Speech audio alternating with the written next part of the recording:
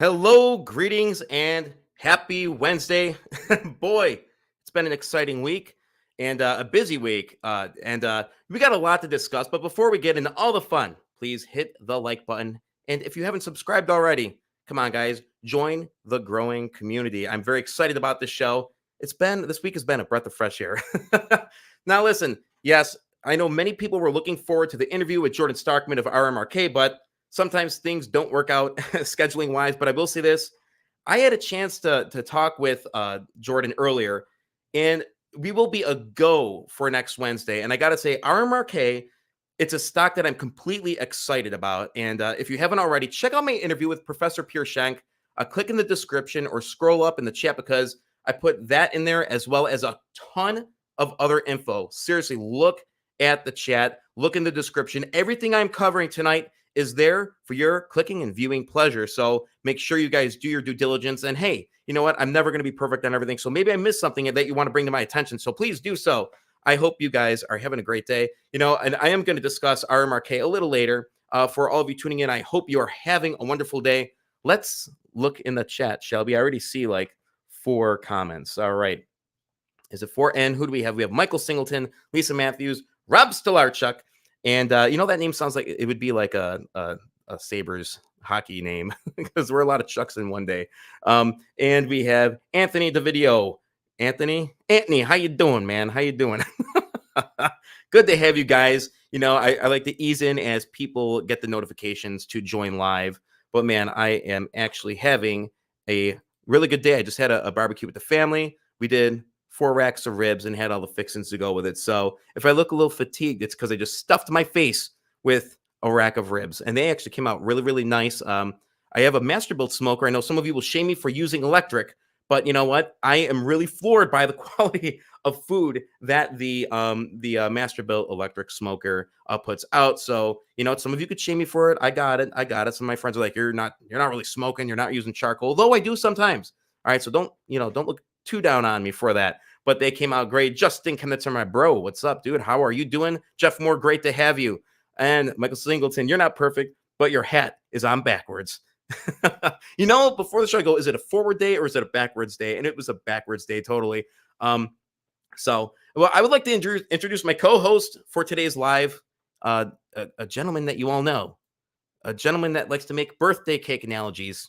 Please welcome to the program, Jord Hugga. Jord Hugga, welcome back to the BFC again, my brother. How you doing?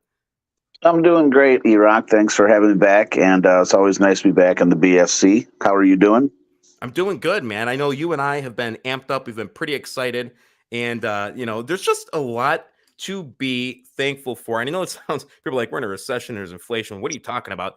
I am looking at this, and I've said this for 6 months to a year. Go back and look at my videos. Look at everything I've talked about. Look what you've talked about. I don't look at this as an obstacle. I look at where we are at now as an opportunity, a full-fledged opportunity to load up. Now, not everybody has the liquidity to do that, but if you do, and if you feel down and out, take advantage of the situation that you're put in, because I'm telling you right now, there are better days ahead. And if you invest in the worst times, you're going to celebrate birthday style maybe during the best time. So give me your take, my friend. So I remember, a long time ago when I first started investing over 20 years ago, that I think I ran into the same pitfalls that everybody does: money management, picking the wrong stuff, staying in too long, not staying in long enough. And to be honest with you, even though I did a bunch of research and reading and this and that, I never really seemed to be able to crack the code. And so very much like how people gamify their life now, I sort of just applied a video game hack to it. And so what I did is I just waited until there was a recession or a crash, thereby taking out the need for me to be like a professional analyst who can figure out exactly what the company's worth and if I'm getting a good deal or not. And just by adding that simple step, it increased the likelihood of my profitability to quite a bit above 50%, thereby making me a long-term profitable trader. And so then I take those profits and turn it into real estate. But yeah, we're in the same cycle now. And so I think I posted the other day that it's so difficult to see this many sad people on such a triumphant day for me, because I bought shares at 2.5 cents and was overjoyed with it. Yeah, I mean, you've talked to me. You could tell, like, especially like when you trade, when you invest, you have your days where you're like, is this ever going to end, especially in the time that we're in? And I've talked to you, and you're like, sometimes it just takes talking to somebody. Maybe the BFC time live right now is that for you guys. And if it is, I hope it is. So, it is very difficult to hold during an economic pullback. And it's even more difficult to have the conviction to double up on these plays that you have conviction in, because, you can't afford to play with what you can't afford to lose. I think I said that ass backwards or back asswards, but I think you understand what I'm saying. Hey, Chuck, Paul, what's going on? Brad, welcome. Jesus Hernandez, welcome. I just like saying your name, bro. Sam Aker, the happy, joyful Sam Aker. No, he is. He's great. Actually, get over to his YouTube channel and check out his website, samakerfinance.com. We have the unboxing bastard, Triple DX, Jimbo, what's going on? And OTC Forever, always hanging around. We're waiting for one more guest to get on, and I'm really excited because we are going to talk Triple DX today. We're going to talk a lot of stocks. Some of you guys gave me some recommendations, so I am on DD overload, and I've been grinding since early this morning. I know Nick Coriano knows that. He can attest because we talked earlier. But let's talk a little bit of Triple DX. And I want to get into, and I'm going to try and do this as nicely as I can here. Let's just look at the security details. All right. Let's look, shall we? Triple DX. It's sitting at 6.25 cents. Now, I've been on this one for months and months and months. All right. The share structure is mint. I got to have an interview originally with Nick Coriano, and we had a great conversation. And I mean, we went on for almost 2 hours. And, him and I are two guys that could talk, but we're passionate about what we do. What if we choose to do something, we just don't half-ass it. We go in full throttle. And that's what I like about this guy. And I like about the management team. I think they're very personable, and having them on lately has been great. And we're going to have them on tonight, which is going to be awesome. Let's look. The market cap is 5 million, authorized share count 175 million. Outstanding shares, 101 million. They upped that for some restricted as of recent, but nothing significant. They're not adding millions and billions of shares. 56 million restricted, unrestricted 44 million with a nice, cute little float. Nice float of 44.1 million. Let's get out of that and let's go to the latest PR that they have, and then I'm going to bring these guys in. Okay. I'm getting better at doing this whole screen share thing. Rob turned me on to this program, which is pretty cool. But let's get into this. 3DX Industries completes classified helicopter components order for Standard Aero. All right. Now, if I mess up any names or anything in here, you guys could just correct me or just say, what a doofus. All right. A leading global manufacturer company specializing in cutting edge additive and subtractive manufacturing capabilities announced it has completed an order for the manufacturing of certain classified helicopter components of Standard Aero, utilizing state-of-the-art advanced manufacturing technologies that they've talked about on the show. 3DX has demonstrated its commitment to pushing the boundaries of additive and subtractive manufacturing in the aerospace industry. This landmark achievement highlights the company's expertise in delivering high-quality, precision-engineered parts for critical applications. Founded in 1911, Standard Aero has become one of the world aerospace industry's largest independent maintenance, repair, and overhaul MRO providers. With 22 locations worldwide and 27 in the U.S., Standard Aero has grown to over 6,000 employees and a revenue of over $3 billion in 2022. So that is somebody that you want to rub shoulders with, and that's what they're doing right now. Standard Aero offers extensive MRO services and custom solutions for business aviation, commercial aviation, military, and industrial power customers in more than 80 nations around the world. Standard Aero serves a diverse array of customers in the business and general aviation, airline, military, helicopter components, and energy markets. Standard Aero is owned by the Carlyle Group Incorporated, a group investment firm worth over, not much, just 381 billion. All right, and let's just keep on looking here. The precision engineered components ordered was delivered to Standard Aero's cutting-edge facility in Langley, British Columbia, renowned for its specialization in manufacturing military helicopter components and advanced energy systems. By leveraging its extensive knowledge in advanced manufacturing, 3DX collaborated closely with Standard Aero's engineering team to develop and manufacture these classified helicopter components. The project required utmost attention to detail, strict adherence to stringent industry standards, and a commitment to maintaining the highest levels of confidentiality. Let's look at a quote from Roger Jansen, CEO of President of 3DX Industries. We are delighted to be finishing up yet another job for Standard Aero. We have worked closely with them in the past, completing orders, and look forward to expanding our working relationship with them. Working with such diligent requirements allows us to continuously work on our craft and provide the highest quality 3D printed parts for top industry leaders. in the world. So yeah, that's that's amazing stuff. This is absolutely awesome. Now, I was hoping to have Roger Jansen on, but I don't know if he was able to connect or not. But without further ado, I'm going to bring two other members of the great team in. A gentleman that works in acquisitions. Welcome, Harold Blackwell, and the one and only Nicholas Coriano. Gentlemen, welcome back to the BFC. How the hell you doing? Hey, good evening, Good, BFC. good. How's it going, everybody? Great, welcome, guys. I think Roger's definitely trying to get on. I don't know. He probably sent one of us an email, but I'm on my phone and I did send a I'll link check. to two. He two said of he's his email here. He said address. he's here. He He's said not. he just texted me. He said he's in there. He's ghosting us. He's in here somewhere. If you could click on that link again, I definitely sent it, and I don't want to really. I don't want to start he without said he's him. in there. Roger, click on the link again and He's make not sure on you my follow end. the prompts. Where's Roger? It's interesting. I tried on an Apple computer, it didn't work, and now I'm on my phone. So I don't have a lot of time, but I wanted to say thank you to the entire retail army who's been kicking butt on the stock. They finally found us. Oh, there's our guy. There he is. Here's our guy, the chief capitan. Roger, what's going on? Here we are. Excellent. Welcome. All right. So yeah, I want you guys to take it away. Thanks This is for the tip, Nick. Thanks for the tip, Nick. you know, and this is, yeah, you could tell some retail starting to push us. You know, I've been on this one for a while, and you know, you guys, you know, even in talk with you, Nick, there is so much potential with this company. The share structure alone is sexy as hell. It really is. And you know what? Once the volume picks up, you guys have seen how much this stock moves.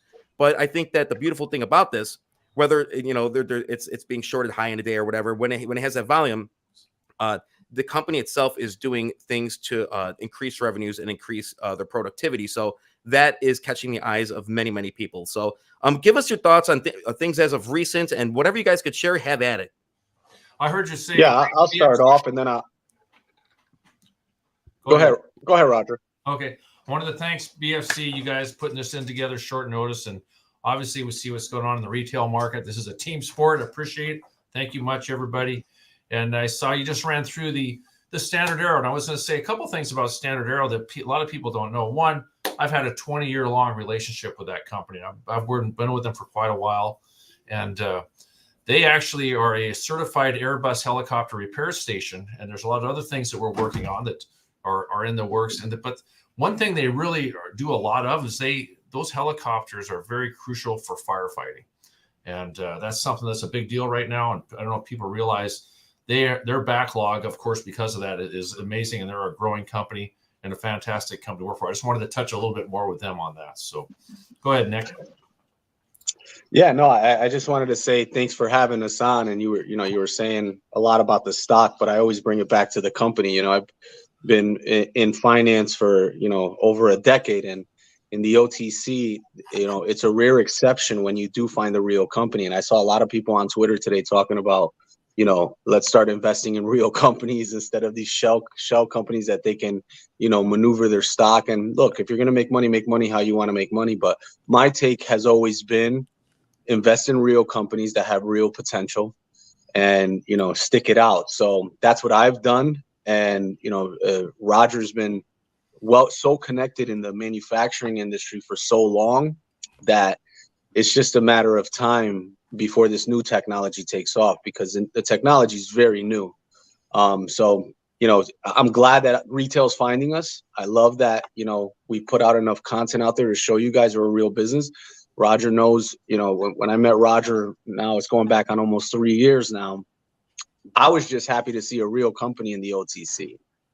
And it was more than a real company. It was real management. It was a real team, real facilities, real machinery, real products. And like most companies in the OTC, they're still small, and small on Wall Street's under 100 million.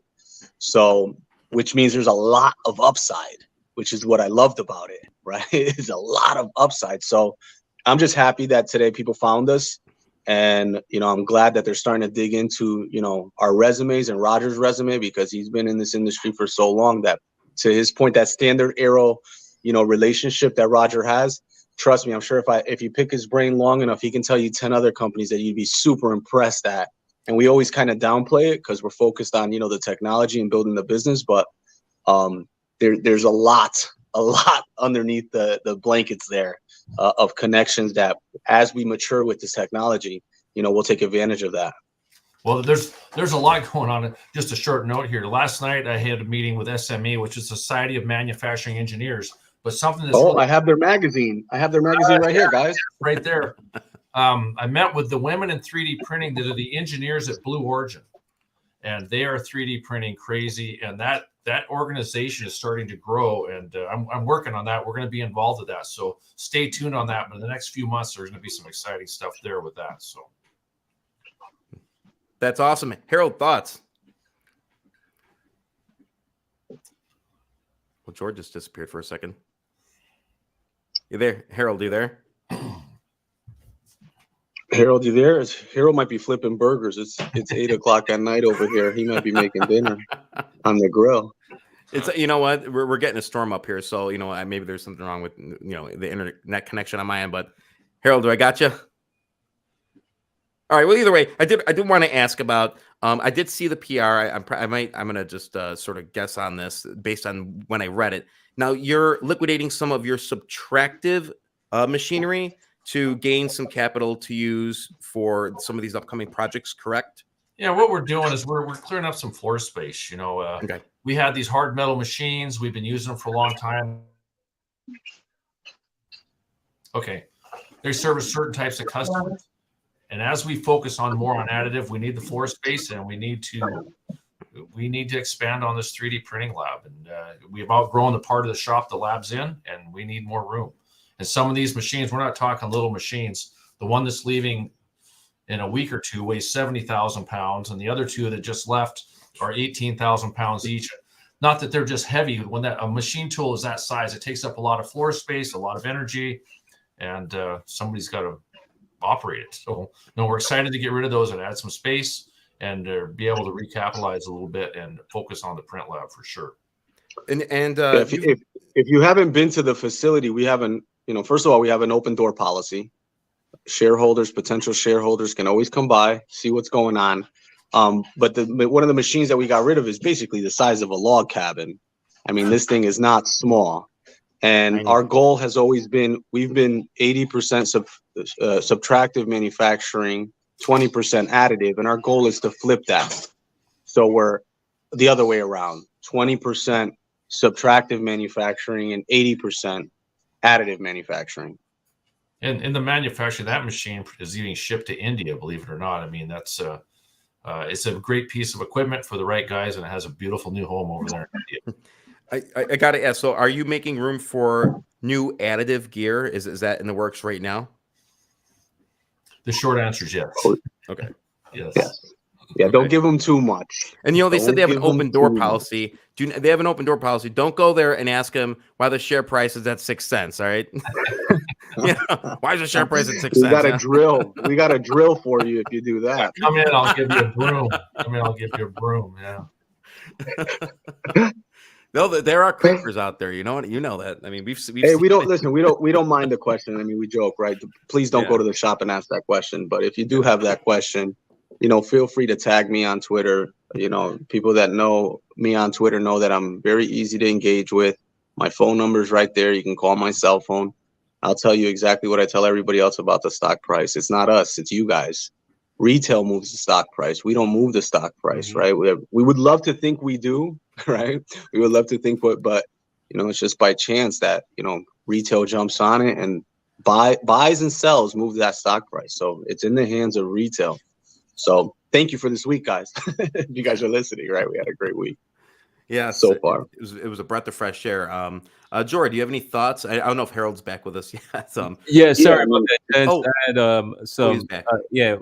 Electrician contractor was asking me some important questions, so I didn't want to go up in flames, guys. So apologies. Right on. So just give us your thoughts and your feelings, basically, you know, as things have transpired and things are growing and Triple DX is gaining some traction in the traders world.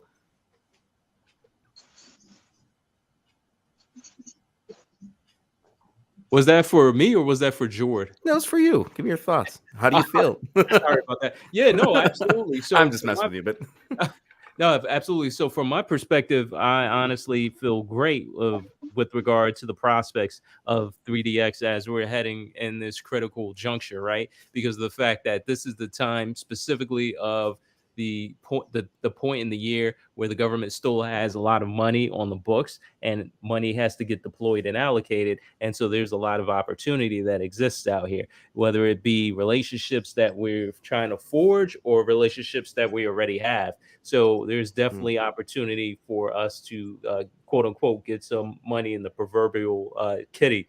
One of the other things too we're making headway in is because of the government has changed the way and the layout and all of the minutia in regards to administration and profiles and things of that nature. So we're kind of up against it right now and working with the government and getting some things straightened out on the administrative side. So appreciate everyone being. What's Roger showing them over there?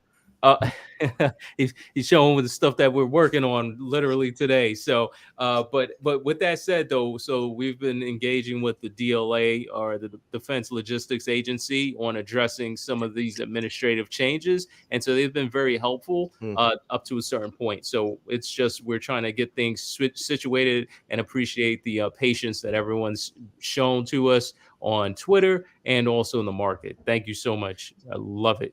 And right on, man. Stay tuned, guys. Seriously, that's awesome. And, I have to ask, is this JCP related, or have we not even gotten through those types of contracts yet? And that's one thing that I'm sort of curious about as to if this is related to JCP, or are there greater things beyond this with that JCP certification that you have the eligibility for now? Yeah, the JCP, it's beyond that. These other relationships, there's various different levels of things that happen. The JCP is a door right now. Stepping through that platform door right now on that JCP. Got it. Okay, Jordan, thoughts? How you doing, man? Great. Yeah, I just wanted to thank the whole 3DX team for making time to come on tonight. Thank you so much. And to kind of piggyback off of what Nick was saying, the company can't take credit for the boost in price that's retail, but the only reason that retail is able to boost up the price is because of their belief in what the company's doing, right? We appreciate Roger retiring 5 million shares. We appreciate the press releases that have been coming fast and furious and all the movement you guys have been making. And then, of course, you guys can put orders up there. But the one thing I don't know if you guys heard, I don't know if you can hear in the lobby, but when we first started this call tonight, as we were just talking about being kind of newer investors and what the easiest route to go is, and how for me the easiest path forward was just buying during recessions and crashes, because I always knew that I wasn't overpaying for things. Well, the easiest way to make lots of money is to buy companies with market caps this low, right? You don't have to make a lot of money when you're only having to multiply 1 million or 2 million by 50.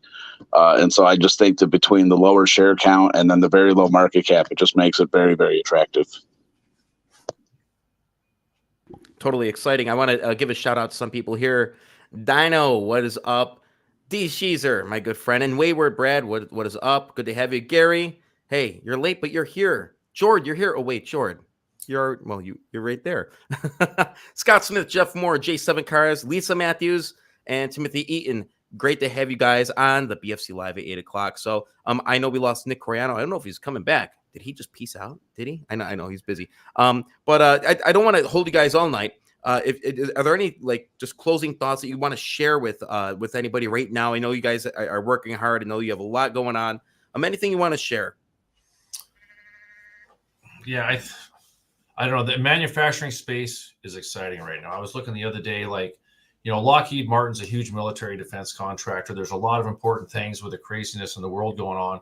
But, they make something. They make real money. And I think in the last 2 years, their stock's up 25%. But that's what I love about manufacturing. It's kind of quiet on the side, but it grinds away and it keeps growing. So we're excited to be dancing with those same giants. And can I ask you just a question? I know that people will want me to ask this. I'm just going to ask it. So in a year's time, 2 years' time, do you want to be on a big board, and do you want to say peace out to the OTC and be a big player with these giants? We're working our way to be a big player. There's an opportunity there that we're excited about that keeps this team going every day. 100%. Right on, man. That's music to my ears. I know George too. Harold, any closing thoughts? I know you guys got to get going, but just want to give you the floor. Yeah, appreciate it. And so again, I don't really have much more to add other than the fact that like echoes Roger's sentiment with regard to building on and driving towards something that I don't want to necessarily say bigger and better than OTC, but definitely looking forward to platforming up. But then in the meanwhile, we're definitely rolling up our sleeves and getting our fingernails and everything dirty here. I know, Roger. There we go. You see? So yeah, definitely and appreciate again the shareholders and the investors and their patience as we're going through the minutia of working with the government, but it's going to be all worth it when all said and done. So thanks everyone. Right on. Thank you. All right. Harold Blackwell, Roger Jansen, always great to have you guys, and we'll check in a couple weeks. How about that? Sounds great. Good to see you. Absolutely. All right, guys. Cheers. Thanks so much, guys. Dude, that was awesome. It's always good to have those guys, man. As shareholders, I know you and I are extremely thrilled with the attention the stock is getting. Dude, give me your thoughts, bro. Yeah, it's just multifaceted. First and foremost, obviously, I'd love any time that you see that kind of accessibility. You tell me somebody else who is going to get three of the players in a company to just be able to jump on your channel real quick to give a friendly update, let the shareholders know what's going on. You know me, like I said, there's two metrics in this game that I pretty much use constantly. The first one is market cap, because it's a good indicator of potential future profits, right? Traditionally, they'll do it in 100 million share blocks. So if you have a company that's worth 10 million, you're like, okay, I can expect the share price to 10x in this amount of time because I think it'll, do that.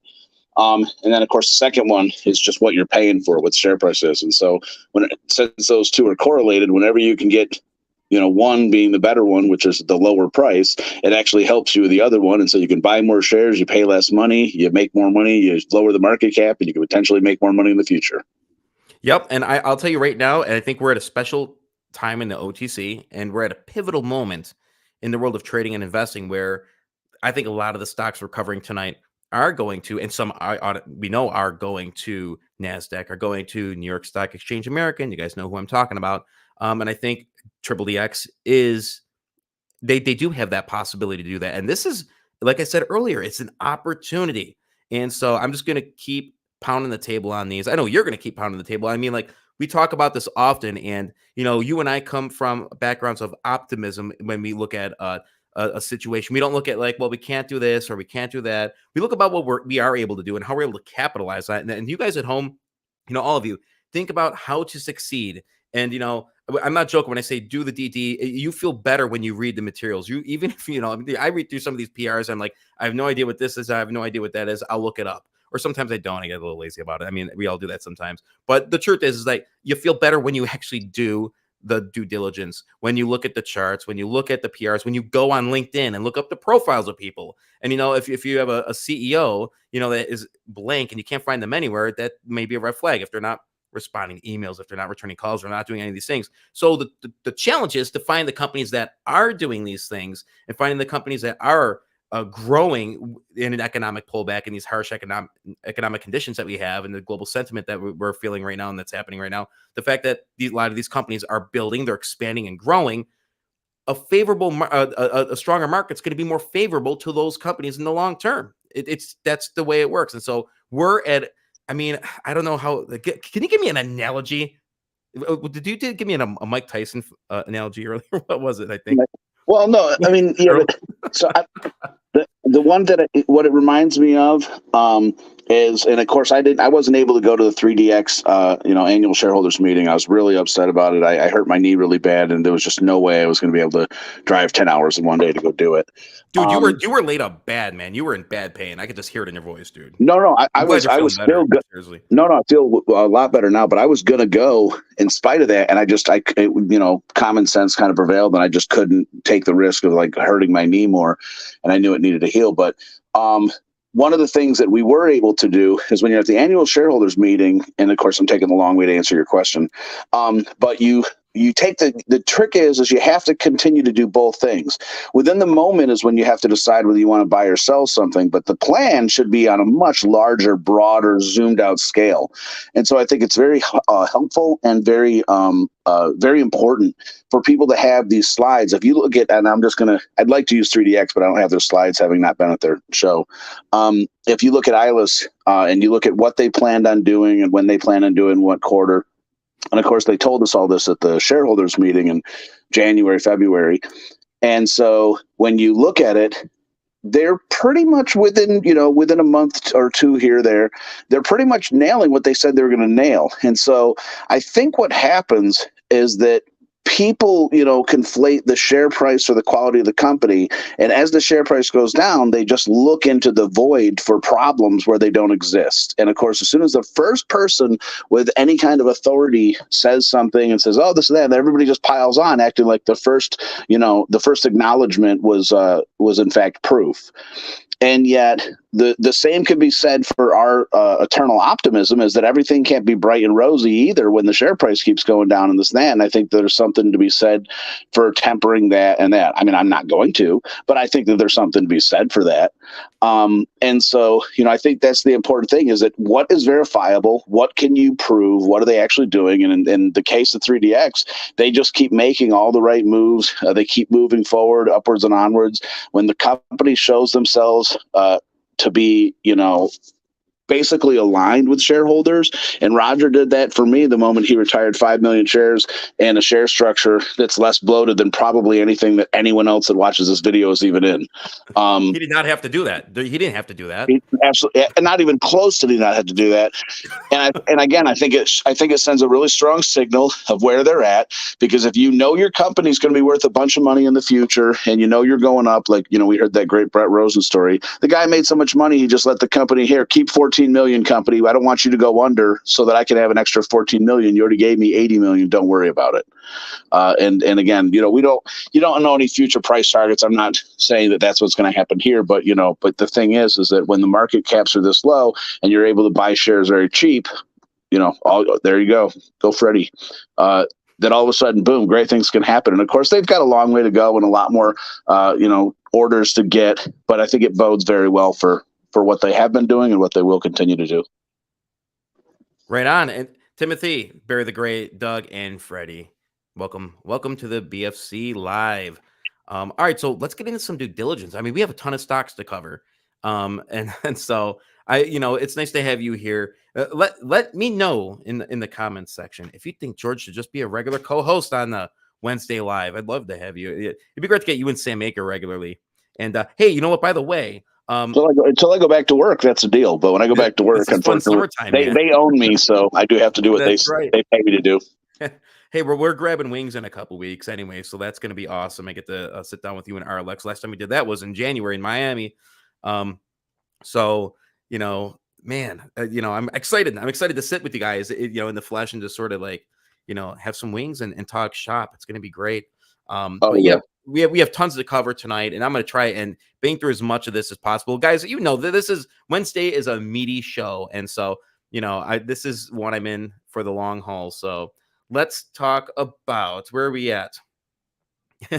Lisa Matthews, yes, George. And by the way, if anybody thinks that they would be comfortable coming on the show and doing a little chart analysis for us, and by the way, Nick Coriano, I know you lost signal, but thank you, you rock, bro, and it's always great to have you on. We'll talk soon. So, where was I going with this? I was, what was I saying? Oh yeah. So I'd like to have somebody that is a strong chart analysis analytic, I guess you could say. If you're willing to hop on and do some analysis with us, we'd love to have you. And IVDADD, you want Sam Aker? You want this? I got it. And I'm going to have some major IVDA due diligence because I am meeting with the CEO, but I'm going to talk about that towards the end. I'm pretty excited about that. And this is my first NASDAQ CEO interview. And so I'm not going to get emotional. Okay. No, but seriously, I'm very excited about it because this channel's growing. And he says, give me what I need, Mr. Hobbs. How are you, bro? I hope you're doing great. And Yeah, we're having a good time here. All right, I'm going to stop talking about nonsense. Well, this is nonsense. This is happy fun time. Cheers. You know what? Before we get into the nitty gritty, I want to give the cheers of the week. I want to give the cheers of the week. And where's my cheers of the week? All right, I recently had a chance to see my friend D. D, cheers of the week. Cheers to you.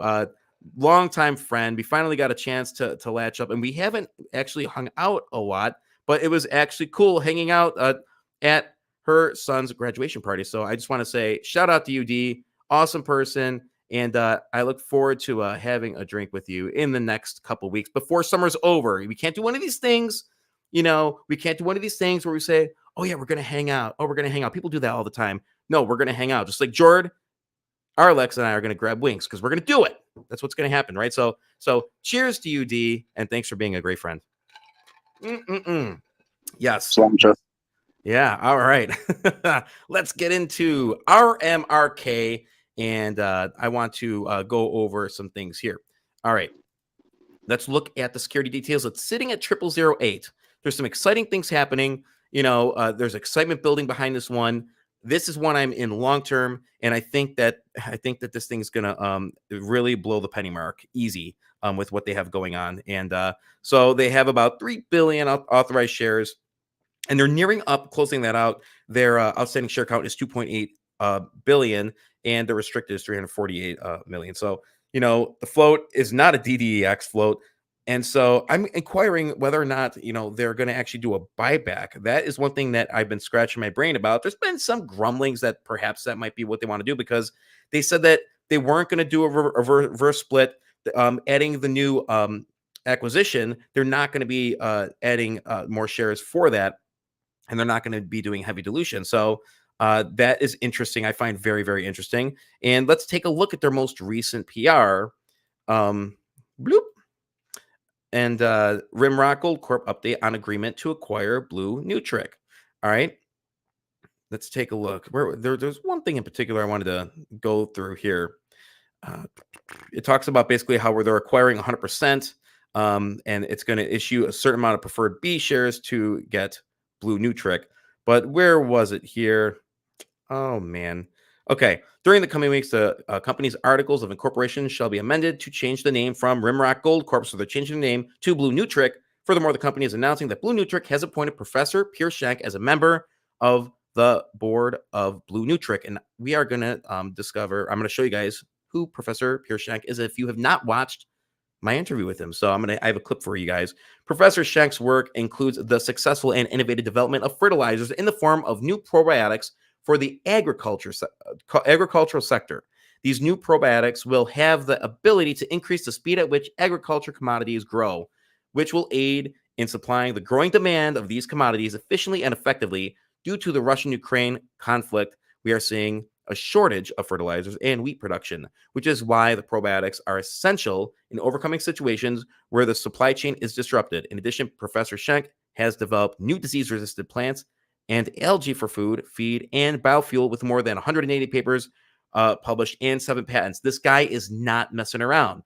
I'm really excited, and that's why I was excited to talk to him. Anybody that watched the interview knew that we didn't even talk about the stock. We didn't talk about Blue Nutric. We didn't talk about the company. We talked about the science behind it.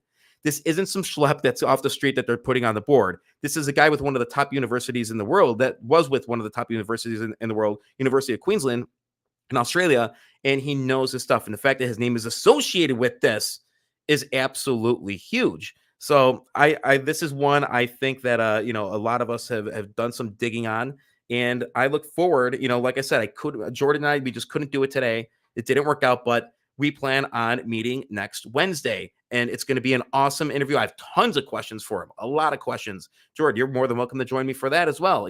And so, and after that, we're hoping even to have Professor Pierre Schenck and CEO Jordan Starkman on together, so that way, we could ask the questions that we'd like to ask.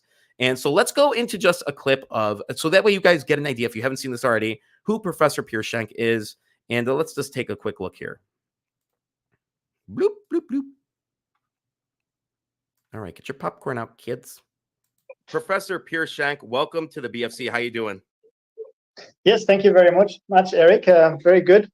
I'm actually in sunshine in the moment in Southern Europe. So I'm quite happy to receive that extra energy from the sun.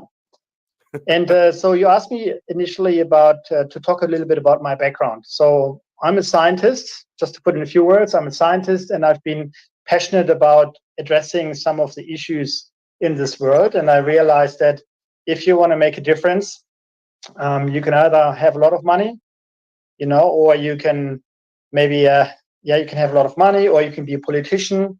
I don't have a lot of money, and I'm not a politician, and I don't have the patience for that. But I realized that as a scientist, you can take a long-term view, and you can look things through. And if you have a good idea, you can use technology to transform this world to make it a better place. And so I've been an academic at the University of Queensland for a long time, and I've enjoyed working with industry quite a bit, because industry, in my view, is because they're implementing new technology and they are not afraid to use new technology. So this has been my journey, and I've been founding the Sustainable Solutions Hub, which is an industry hub where industry partners come together with new ideas to make this world more sustainable. So it's sustainable technologies, but the idea is not just to make it more sustainable, but also to make it profitable, because everyone can have ideas. It's easy to have ideas, but every new technology is going to have to be benchmarked against existing technology these days, and it's got to compete. So it's not enough to have a good idea anymore, or even show that something works. No, you have to show that it works in the current situation, in the current economy, and it's got to offer an advantage to industry or the consumer in one way or another. Basically, you got to address a need or some sort of pain, that usual idea of an entrepreneur. So yeah, I mean, I like when he has the science to back the whatever they're doing up, the acquisition up to grow, all this biofuel and the microalgae, and go on this whole project. But I like the fact he's talking about profitability too. So it's nice to hear the science guy talk about profitability. George, do you have any thoughts on RMRK at this point? I'm not sure if you had a chance to watch that full interview. And by the way, guys, the Sustainable Solutions Hub, if you actually go on my YouTube channel and just watch the whole thing, all the information is there. I put everything in the description. That way you guys have the DD. What are your thoughts, man, on Professor Pierre? No, I think the whole idea is pretty interesting. And so, it's always really just a question of necessity. There's so many things out there that we do, but we only do them because they're cost effective. And as soon as that cost effectiveness goes away, then they stop doing them. When it comes to feed, drought, environmental issues, whether climate caused or not, I mean, just general droughts and commodity and fluctuations in price, is that I think it just makes sense to start incorporating in these easier to control things like algae and this and that, and the different biofuels and the different things that they can do with feed. That I think it's pretty amazing. And then again, I'm not very well versed on it, but I know that, again, these little algae and bacteria and whatnot, I mean, they're little biochemical factories. They can basically make whatever you need. And in a lot of cases, they can make what human beings can't. And they can even scale it up. And so I would really be interested to see, because very much like what IFAS is doing, that anytime that you can basically make the food chain safer and cheaper, you're going to have a successful business. And since it seems like that's where they're headed, the only question is just going to become long-term safety, and the viability of using it for feed and dairy cattle. That is interesting, especially when you and I follow IFAS too. So you're talking about two different things to solve the same problem, which I think is sort of cool. And that's why I find it fascinating, in regards to that, the cattle feed thing. I do, because even talking to Professor IFAS and Professor Pierre, it's like they're trying to solve the same thing, sort of. But I think when you look at IFAS, they're trying to solve it, but they're also trying to increase the quality of the animal. So it's not just about sustaining the animal. It's more about all right, how can we get this animal bigger and stronger and disease free, and how can we have help them have a better digestive tract? So I think that the goal is ultimately the same, but I think that just the little bells and whistles on what they're doing, why they're doing what they're doing is a little bit different. I think that the overall problem is there is a shortage in cattle feed, and it's slated to increase from what I hear. So I don't know. Yeah, it already has, and just the limited.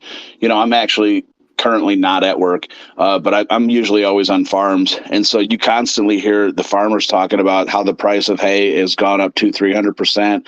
The price of straw, alfalfa, and some other silage that. It's a big problem for them. And when you start, again, just think about, how much it costs to feed your family of 4. If you start scaling up what it costs to feed 1,000 or 10,000 cattle, every single decision makes huge long-term problems potentially for that family or company to stay afloat. So if they find something like you're saying that's cheaper and better, which is not usually easier to do, but in these cases it is, since the food that they're eating is kind of a lower quality, and anything that they can do to kind of reinvigorate the fermentation process to give it more nutritive ability or absorbability, then yeah, absolutely. And I think that's where all of this is headed. So it's just great seeing so many different smart people attacking all these problems from so many different angles, possibly using the same weapons, right? I completely agree. And let's take a look at another stock that we've followed that, it has some great things going on. GRPS 0038, market cap 6.4, authorized share of 3 billion, outstanding share 1.3 billion, with 306 being restricted, and a float under 1 billion. And let's take a look at their latest X tweet. How do we say that now? That's what I want to know. How the hell do we say that? Yeah, it's hard. I was never really that on Twitter, so it's hard to really care that they rechanged it. It's like finding out a business that you didn't go to and out of business. You're not crushed. Oh my gosh. Yeah, exceed. If it's the tweet is exceeding my expectation, I'm still going to just call it a damn tweet. Thanks a lot, Elon. What the hell? I'm not bashing Elon. I like Elon. GRPS, we have submitted our application to the Coastal Aquaculture Authority in India to become a preferred supplier of pathogen-free broodstock, SPF. Once approved, we will work directly with farmers that share our values and responsibly raised shrimp. And anybody that's been following these guys, Adam Thomas, the CEO, solid dude, and I've had him on the show twice, and he'll probably be back on. He's a Buffalo native, actually. I'm hoping to get together with him this fall, maybe around Bill's time. But this guy, he cares about what they're doing. We talked about these stock ponds, and Jordan, you and I talked about how they're basically, they're basically cramming these shrimp on one another, like hundreds of pounds of shrimp on one another, and they really want to have higher quality shrimp. They just posted a picture of one of their ponds actually on Twitter. I don't know. Oh, shoot, maybe it's on here. But the letter's here. I actually put this tweet in the description so you could actually read through this letter and enjoy the DDs. But this was, they applied for this on July 10th. I think he did talk about this the last time he was on. Maybe not. Maybe this is what they said they were going to do. But if they branch out, not just domestically, but overseas and stuff, and try to have these healthier ponds and have these better quality shrimp, I'm all for it because I love shrimp. I think it's awesome. Your thoughts, man? Yeah, and actually, I don't know if I had thought this before, but when you just bring it up, is the point of them sending the brood stock to India as a one and done? We'll just sell it to you because ours is better with genetics, and then the Indians just raise the shrimp themselves and sell it? Or are they doing like how Coca-Cola has a factory in every single country to basically make the same product? Are they setting up the brood stock and the the instructions to basically get everything up to adulthood so that they can sell it, and then just doing some kind of profit sharing? Yeah, we're gonna see what it comes down to. So let's take a look at another one. Let's take a look. Yeah, I will. Before we move on to the next one, I will say this: I really, really like. I also own some shares in GRPS, and I'd like to get more.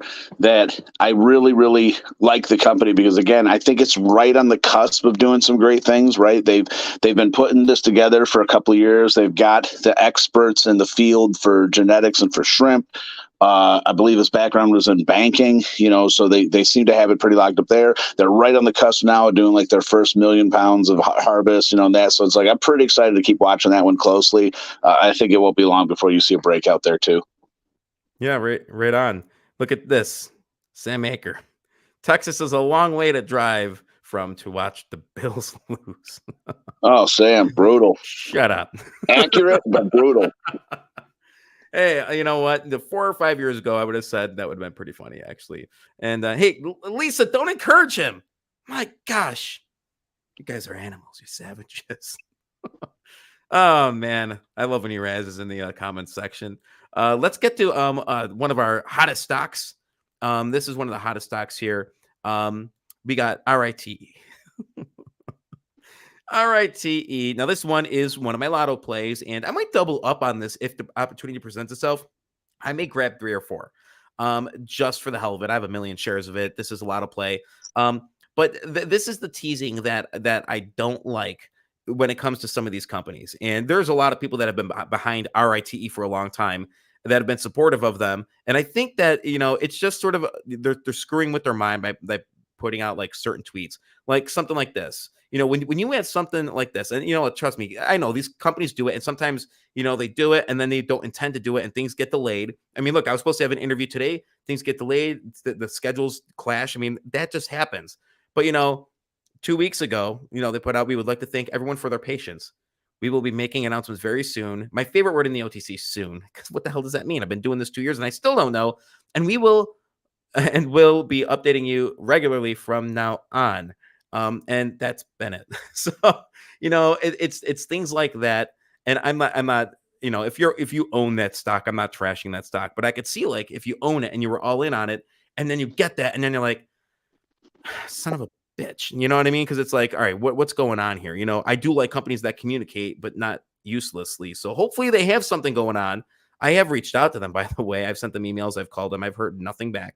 And so, not that I'm the staple for, like, oh, if they haven't got back to E-Rock, then, you know, that's not what I'm saying. But that's one of the things that most of the tickers that I've covered, I'm heavily invested in, and they've been on the show, and I've talked to them on the phone, and they respond to emails, and they respond to you guys. Most importantly, you guys tell me, oh, I reached out to them, I sent them an email, they got back. I sent them a tweet, they got back. So, you know, just be careful when you do that. And when I say it's complete lotto play, I'm not saying that the company's going to end up being trash, but right now they've done nothing. You know, we're still waiting.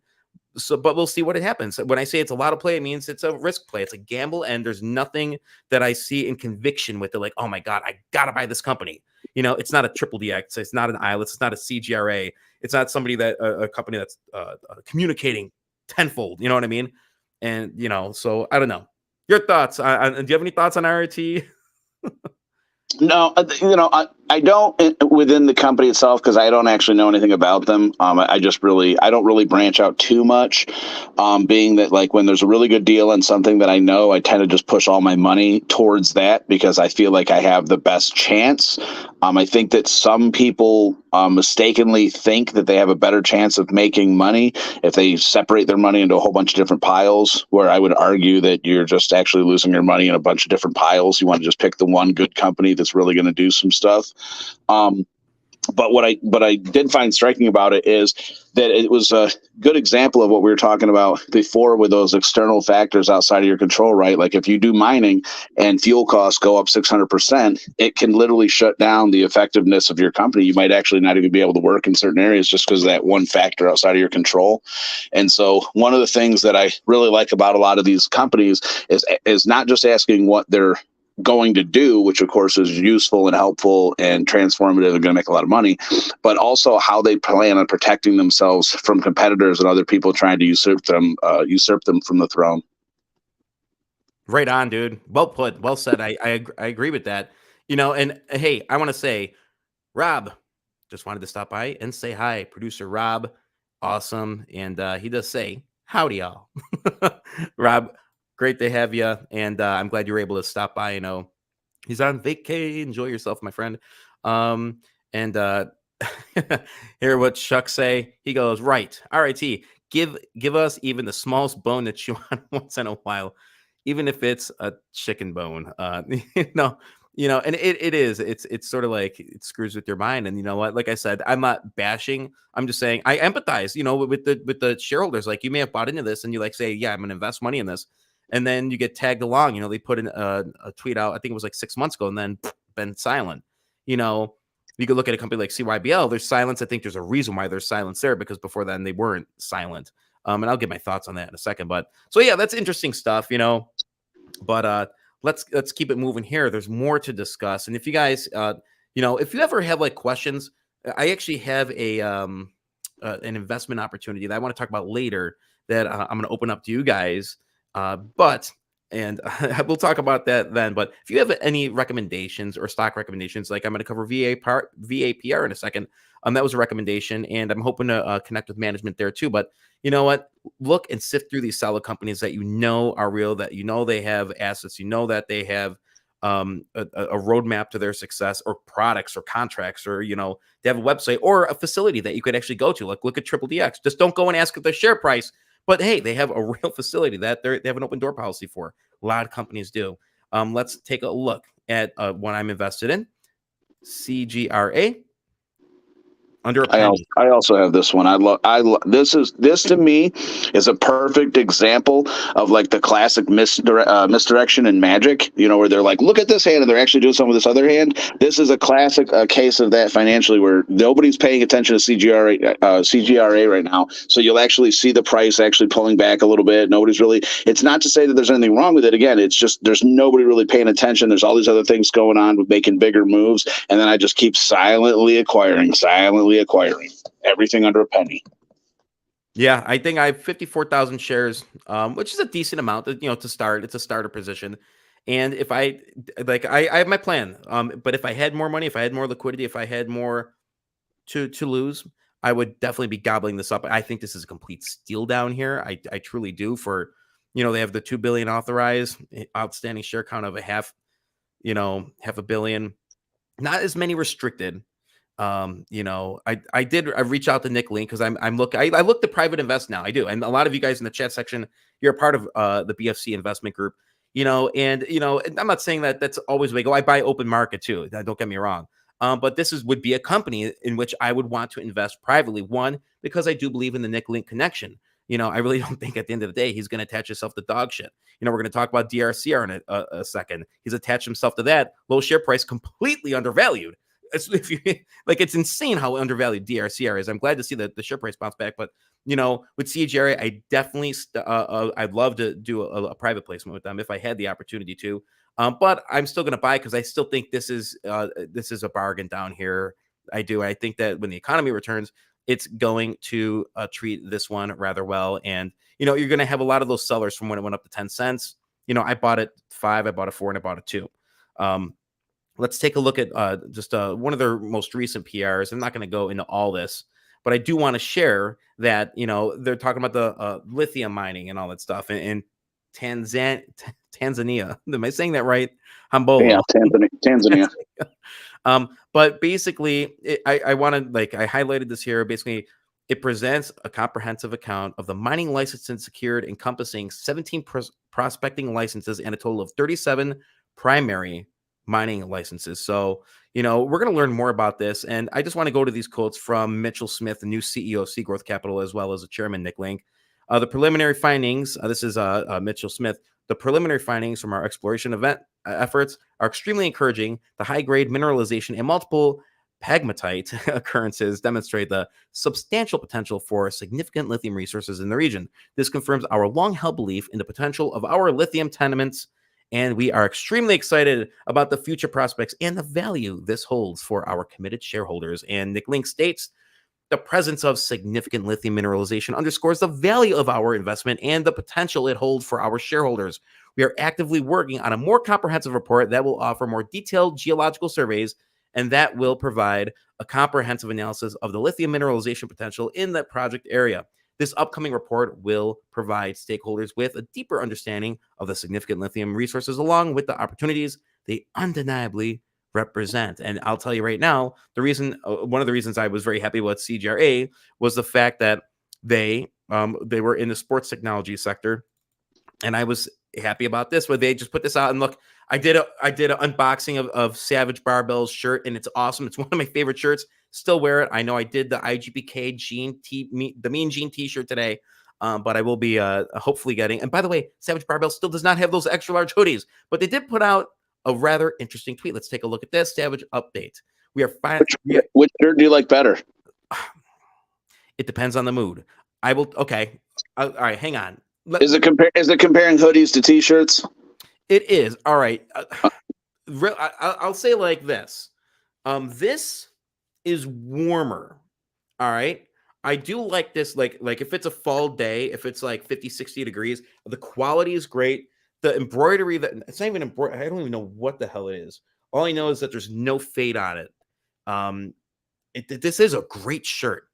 It's an underrated shirt. It really is. I like it. And it's a little sentimental to me, because Gene made it for me. I'm just saying, no, but I do like it. It is like comparing apples to oranges, dude. It really is. But the one thing I do like about the barbell shirt is that I don't know if there's any guys in the chat where like you buy a shirt and it's like I'm a large. I'm not an extra large, but I have to buy an extra large shirt because of the length. Like nobody wants to bend over to pick something up and your shirt's like riding up your back. I hate that. That drives me nuts.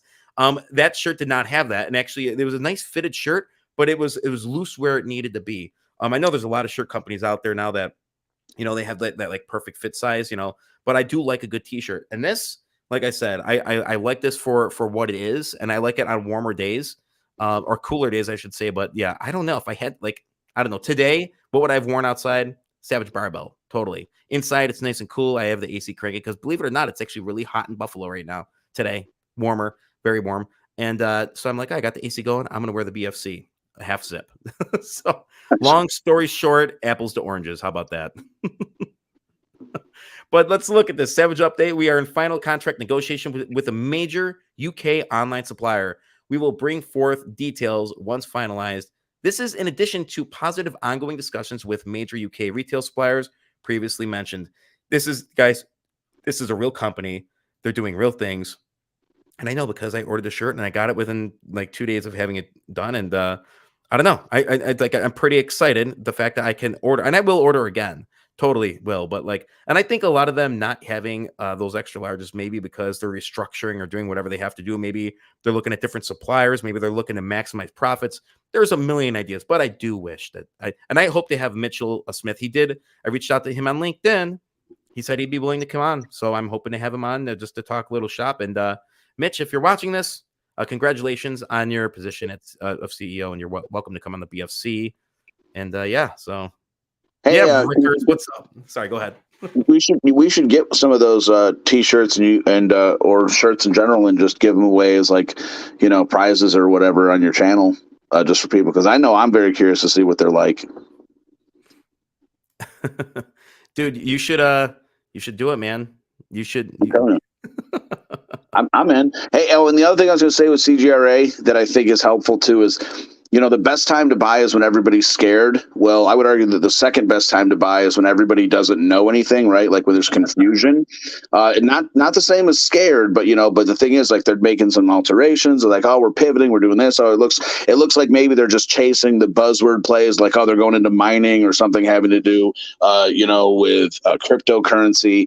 And so again, that can really scare people in down markets or whatever. But I think that that's the opportunity, which is why, like you're saying, I would love to call up and get an opportunity and or just start buying it under a penny. Yeah, right on. And this is another one that I was talking about. Which one was I just comparing it to? Like, if I were to go in on it and buy more, CGRA. If I could buy more, I would. I have not established a position with DRCR. I liked it at 18 cents. It was a nice area for the stock. Still undervalued, but to see this stock where it is insane. They have a 20 million float. This is another one that could ride hot. They have authorized 500 million shares. They're not even using those right now. Outstanding share count of 54 million. Most of those being restricted, 33 million. This one is insanity. Dude, this is complete insanity is right. This stock is completely undervalued. And this is Swifty Global I think is going to be a household name, especially in Europe. Especially with what they're doing in the sports gambling sector. We could look at their numbers. We could look at what they're doing. I'm going to look when they actually get. I don't think vested is the right word, but when they're fully entrenched and they're doing all their stuff, is that they are better on pretty much all the metrics right now. A lot of these, like they were saying earlier, a lot of those different sports gambling plays actually have to pay a vigorish to whoever it is that provides them with their platform, right? Like they do the gambling, but they don't actually have the hardware that does the interface.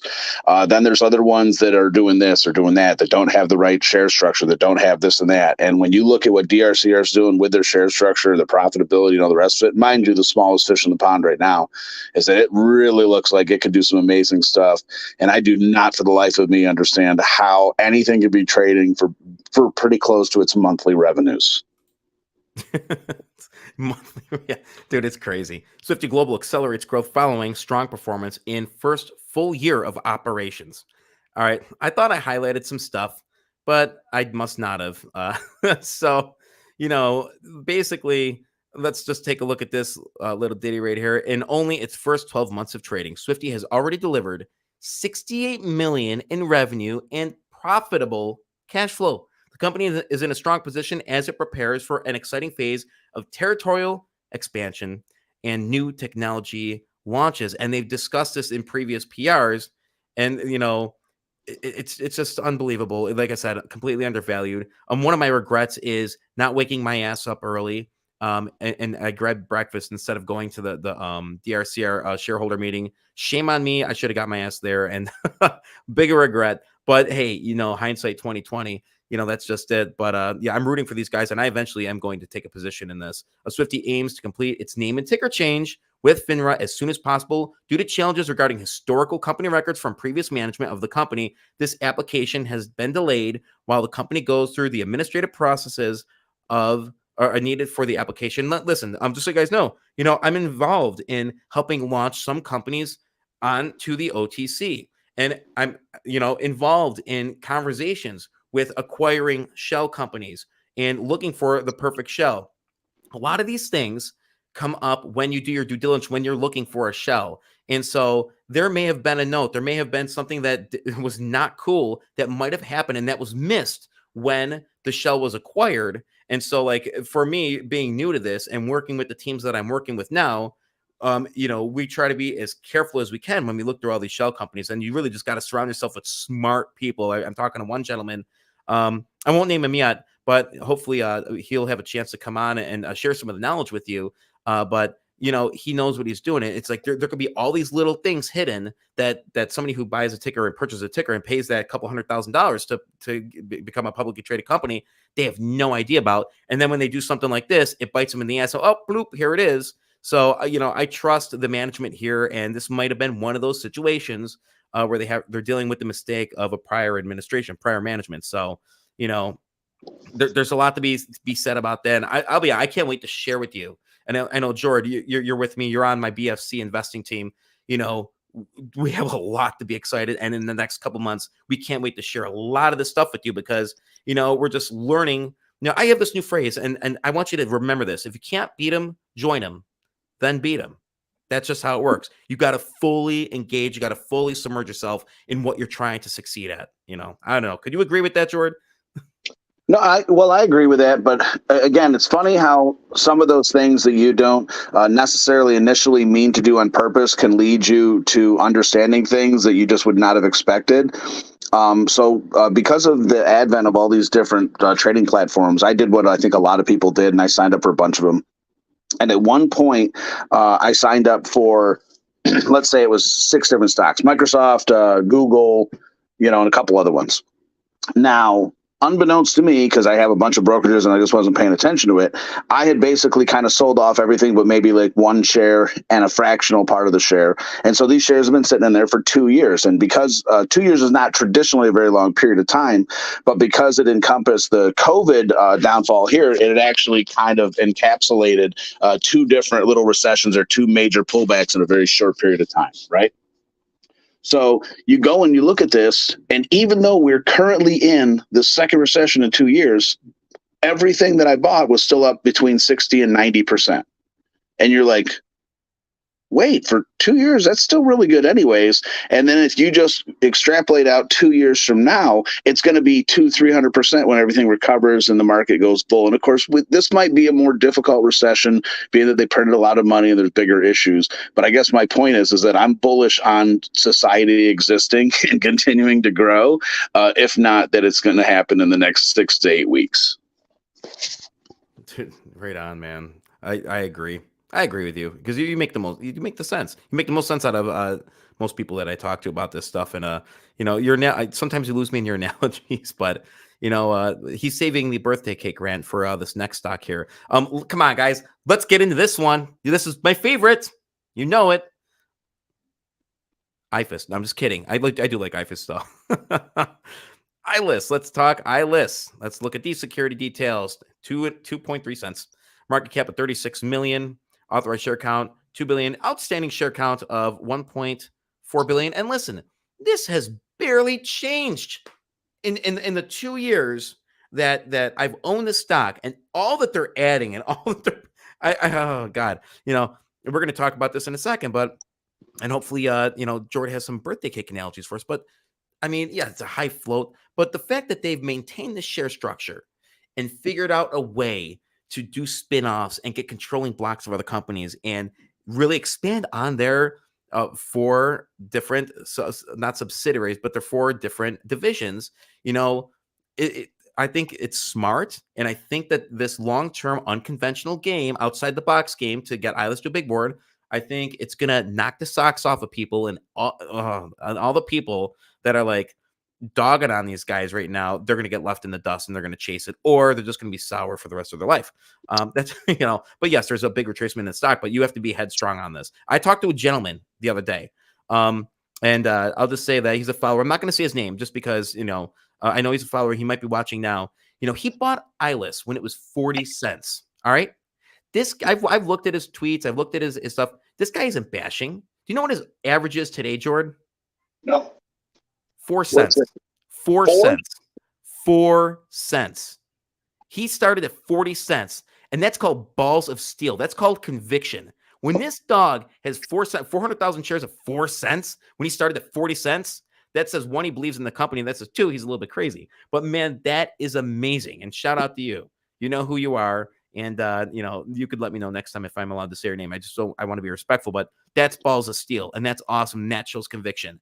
You're not blowing up the feed about how everything's a scam and things don't exist. And, Nick Link's a ventriloquist dummy. I mean, like, let's be real. I mean, they're some people are just like delusional at this point because they're letting emotionality take over where they're supposed to be. And let me tell you, it's not easy holding when you're down 80%. Now, granted, my average is 10 cents. It's not easy holding when you're down here, but you have to step outside your body. You almost have to astral project, all right, and sort of think of things rationally and look at the numbers, look at what they're doing, look at the layout. Are they abiding by the plan that they laid forth in that first shareholder meeting, which is yes. Have they made adaptations? They have. That's just the truth. Sorry, I'm firing off right now, but I'm not lying to you guys. I'm just speaking from the heart. I'm just telling you exactly what I feel about the stock.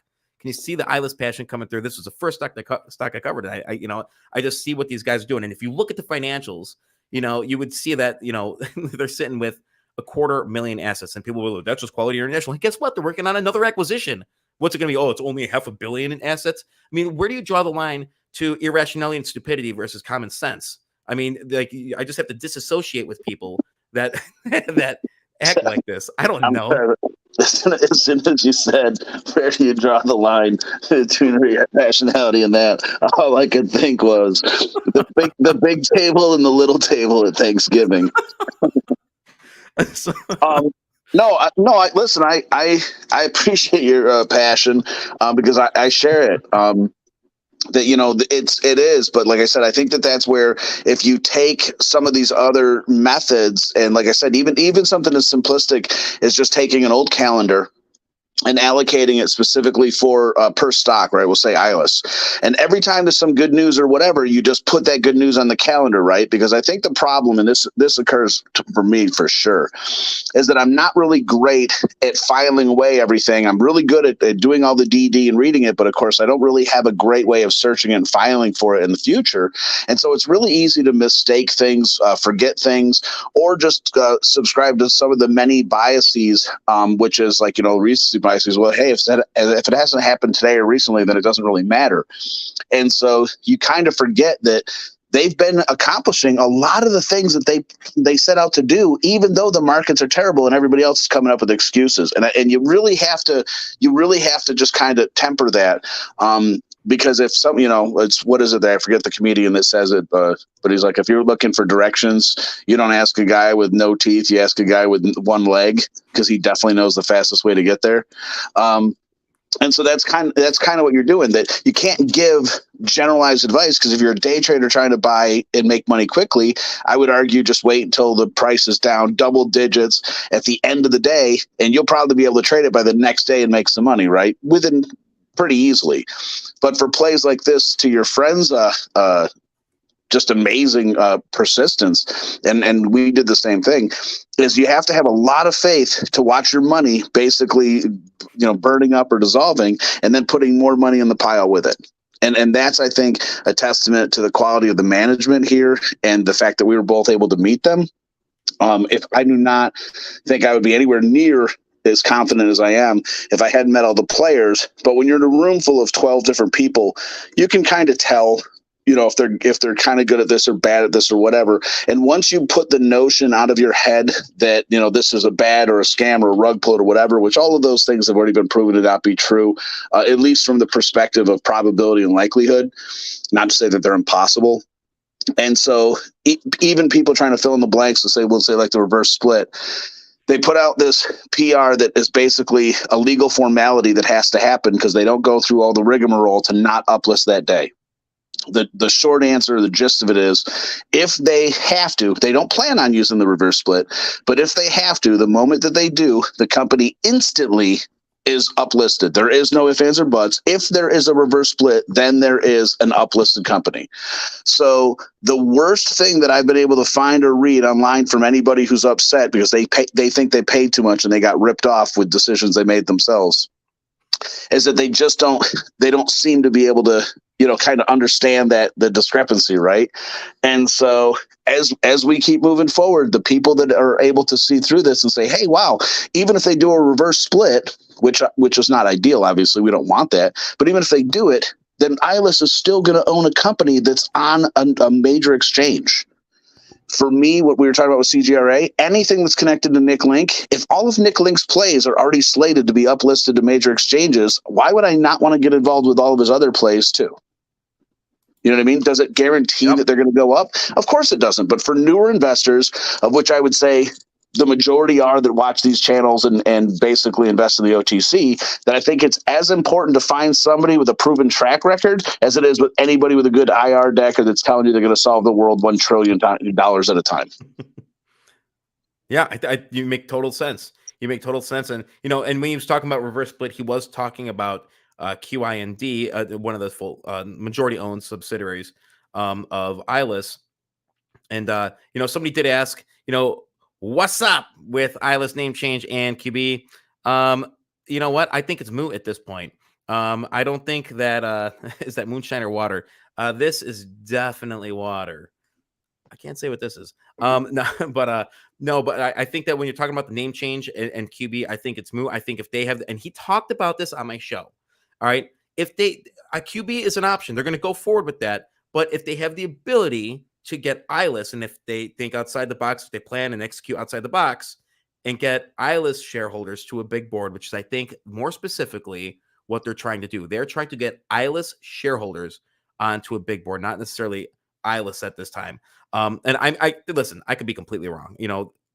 I think they're looking out for long-term investors here. I really do. Here it is. Rickers is going to correct me. No updates lately with name change QB, which leads me to believe it's FINRA being FINRA. That very well could be, but I don't think that is the name change. I don't care about that. I'm looking at the financials. I'm looking at their communication. I'm looking at their acquisitions. I'm looking at like the management team that they're putting together. I'm saying, do things add up? Wow, he's on the floor of the New York Stock Exchange. Well, they're trying, and listen, the subsidiaries, QIND, it's a minimal. This is 1,000-to-1 reverse split. It's like you just explained. It's only if it's absolutely necessary. Absolutely necessary. I want their subsidiaries that they own and have majority ownership in to have the tightest share structures possible. And I think that gives us an opportunity to get better dividends. When we get that opportunity. These guys are looking out for us. I truly believe that. If it's the biggest drug pull ever, then I'm the biggest idiot, and I will own it, and we could laugh about it, and I could cry. No, I'm just kidding. But I'm rooting for all you guys. It can feel like that sometimes, right? But I mean, how I equate it and I've had this conversation with you offline, is I look at this kind of similarly to the transition between the wealth accumulation phase of your life and the wealth preservation. Most people are in the accumulation phase where they're just trying to get money, right? But after you get money, then what you have to do is you have to be able to hold on to the money, right? You have to be able to generate wealth from it and still be able to keep it. And so these to me are formalities. This is like a high school kid applying to 6 different colleges. They're only going to one college, but they have to apply to all 6 just in case, right? These are all these legal form formalities. And in some cases, not particularly these ones, but I think that you should give a high five to the people that go out there and find these forms, because even though they're taken out of context, I still think that it bodes very well for them doing their due diligence and researching and trying to find things. But being that this is a pretty well-known, phenomenon, and we've seen a bunch of these other uplists, and we're tracking a bunch of them right now, I feel pretty confident that they're going to keep it minimal, if at all. And of course, it's just going to have to do with what we won't know until later, is the kind of response they get back from the roadshow. Right on, dude. Let's look at these QIND. Look how tight the share structure is already. I mean, let's be real. Market cap of 30 million, 200,000 authorized shares, outstanding share count of 114 million, restricted mostly 89, and unrestricted 25, with a float of 20 million. Another amazing share structure. So no, they're not going to obliterate this. Well, 2 shares authorized, 1 share outstanding. They're not going to do that. They're doing what they absolutely have to do. Oh, and by the way, look at that price. Jordan, what was the number I said always for QIND, which is a great buy when it was 28 cents? Remember, I said 28, it's 28, it's 28, it's 28. It always consolidates right around here. So, and I still don't own it. I just prefer to buy ILIS at this point. But we could look at more specifically at the ILIS PR. I still have a bunch of other stocks to cover. I know we're doing a lot tonight. We're doing an absolute lot tonight. I kicked Jordan out for a second. It's probably like, what the heck? Welcome back, Jordan. No, it disconnected me. Oh, I'm like, I hope I didn't kick out my favorite guest here. Hey, so it's just one of those things where like I'm just getting excited. I'm getting excited. We're covering so much. This channel's grown. And I want to say, while we're in the middle of this, thank you guys. Thank you for being here. Thank you for being a part of this. Thank you let's grow this community. Like, seriously. Let's look at the latest PR. And this talks about the ownership of ILIS to QIND and really what is going to happen in the future. And, there's some vagueness to it, because I think that they're going to lay, like, I don't know, the gavel's going to be, it's going to come down. It's going to come down hard and quick, and it's going to catch people off storm. Yeah, I said storm. You know it. So ILIS owns 67.8% of its publicly listed industrial subsidiary, Quality Industrial Corp. The subsidiary is planning on offering of approximately $7 million within NYSE American uplisting. Following QIND's NYSE American uplisting, ILIS intends to pay a special equity dividend in the form of QIND stock to ILIS shareholders of record. I got an email earlier with somebody asking, like, are we going to get a ERT? Are we going to get it? So, well, there's the answer right there. ILIS intentional. That doesn't mean it's definitely going to happen. Oh, you guys got to read this stuff. ILIS intends to pay a special equity dividend in the form of QIND stock to ILIS shareholders of record. When that date is, we have no idea. It is planned for the special equity dividend to be paid from a portion of the QIND stock already owned by ILIS, because no dilution within QIND itself, or causing no dilution within QIND itself. There can be no assurance to the timing or whether the company will be able to successfully complete the offering and New York Stock Exchange American uplisting disclosure. And let's look at ILIS currently owns 100% of the 100 million shares authorized for Emergency Response Technologies, a Delaware-registered private company. The company plans to spin out several of its existing aligned companies into ERT and intends to complete further acquisitions by ERT. All right. ILIS plans to pay a special equity dividend in the form of ERT stock to ILIS shareholders of record. Oh my God, there it is again. Another dividend. ILIS plans to pay a special equity dividend in the form of ERT stock to ILIS shareholders of record. ERT intends to complete its targeted acquisitions, followed by a public offering and listing on a national stock exchange. There can be no assurance to the timing or whether the company will be able to successfully complete the public offering and listing on a national stock exchange disclosure. So, regarding the aforementioned plans, special equity dividends, ILIS plans to release further details, including the record date for shareholders as and when appropriate. If you guys, and listen, these are very detailed and worded the way they have to be, because I'll be honest with you. I talked to JP. I want to have him back on the show. He knows you guys have a ton of questions. I have a ton of questions. We're excited. If you're not seeing what's happening right now, then I don't know. It's like when you talk about directions and weird directions, there's an arrow pointing this way and you're just like looking like this and you're just like wandering this way.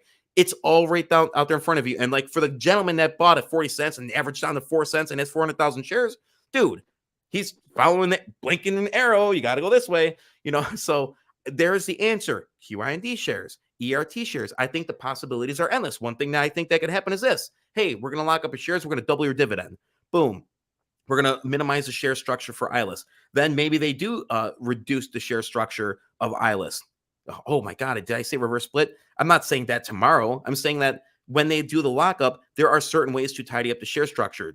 I don't know exactly how, it's outside the box. I have no idea what they plan on doing. But I know that they are going to look out for their long-term shareholders. Don't forget, they haven't mentioned lockup yet. They haven't mentioned lockup, and so we still have that to contend with as well.